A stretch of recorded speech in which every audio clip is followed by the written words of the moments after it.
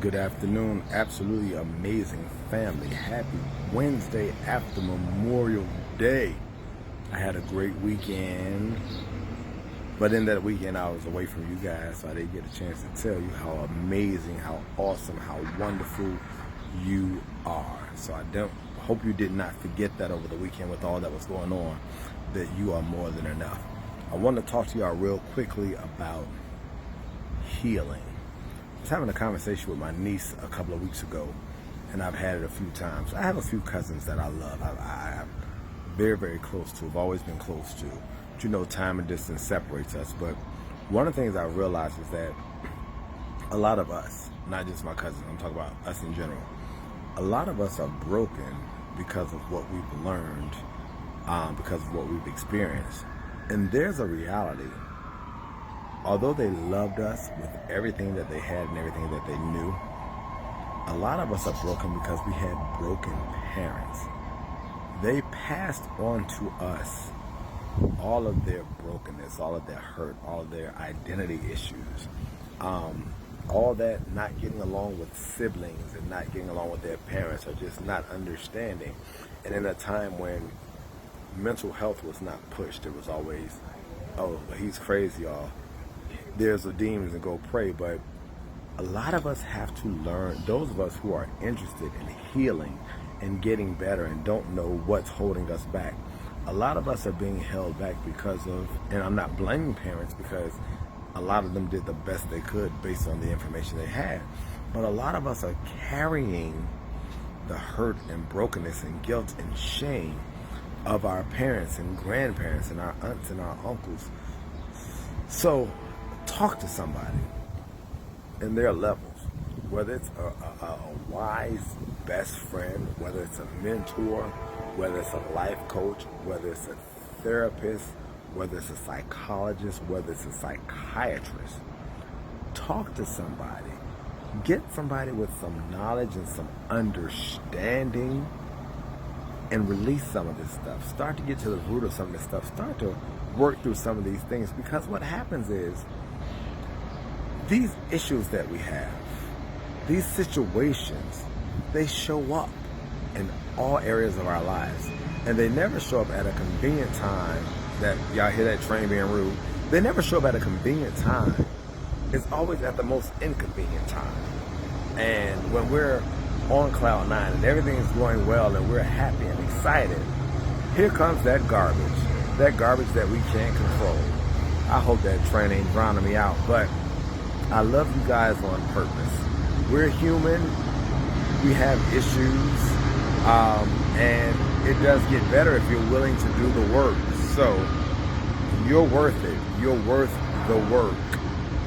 It is a process, but in order to get done with the progress, you have to do the process. And it's not going to always be easy just because you decide to do something, but it will get better. It does change. You just have to work it. You have to work the process. You have to work it. I love you guys. And don't go and beat up your parents and accuse your parents and other, because there's a lot of things that our parents did or didn't do or could have done or should have done that they would have, or they may not have, but they had the tools and the knowledge.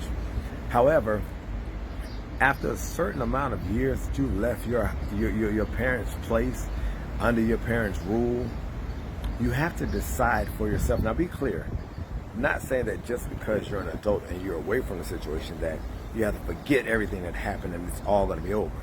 But at some point you have to decide for yourself that you're no longer going to be a victim, that you're no longer going to allow life to happen to you, and that you're going to take the reins and start to govern your life and start to make your life what you want it to be. Everybody's deciding to pass by and make a whole lot of noise with their vehicles, so I'm hoping that they're not drowning me out. But I love you guys. Happy Wednesday. You deserve all the happiness in the world. You deserve it. You deserve it. You deserve it. Even when you feel unworthy, you deserve to be happy. So find a place of feeling loved and wanted and deserved. Give it to yourself. and start living it and watch the world open.